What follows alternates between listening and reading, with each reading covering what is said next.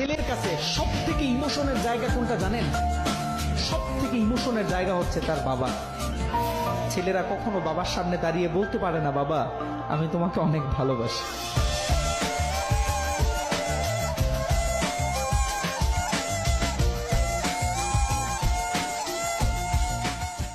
আর মা বাপ যদি বুড়াও হয়ে যায়, এদেরকে কষ্ট দিস না যুবক পোলাপান।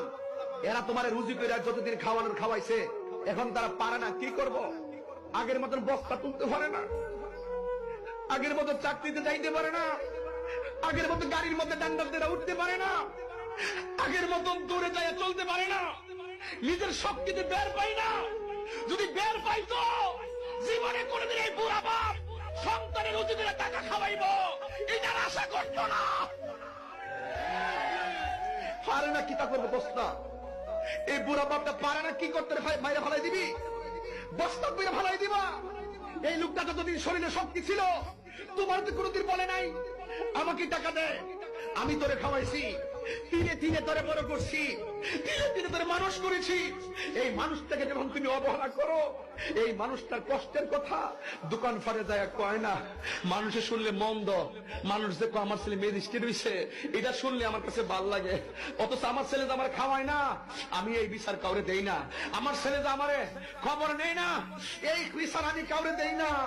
কিন্তু এই বাপটা বুড়া হয়ে গেছে, লাতুর হয়ে ঘরের কোনায় পড়ে রইছে, কিন্তু তোমারে রুজি করে খাওয়াইতে না পারে। তোমার জন্য দুইটা হাত তুলে আল্লাহর কাছে দোয়া করব। যুবক, তোমাকে একটা বাস্তবতা বলি, তোমার বাবা তোমাকে কত ভালোবাসে। তোমার বাবার বয়স 35, 20 বছর বয়সে বিদেশ গিয়েছিল, তোমাদের ঘর ছিল না। 5 বছর জীবনের ব্যয় করে দিয়েছে।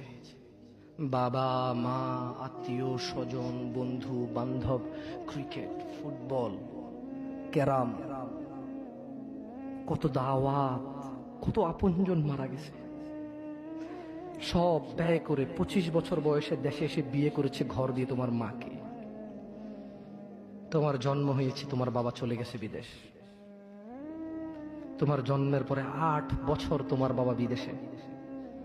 বিবাহিত তো বটে, কিন্তু সে বউয়ের স্বাদ পাচ্ছে না। তুমি প্রেমিকার পিছনে ঘোরো, 15 বছর বয়স তোমার, 20 বছর 22 বছরে বাইক লাগবে তোমার। তোমার বাবা বিয়ে করা সত্ত্বেও সে তার যৌবন কাটাতে পারেনি তার বউয়ের সাথে, মানে তোমার মায়ের সাথে, তোমার জামা কাপড়ের ব্যবস্থার জন্য। তুমি বুঝো যুবক, তোমার বাবা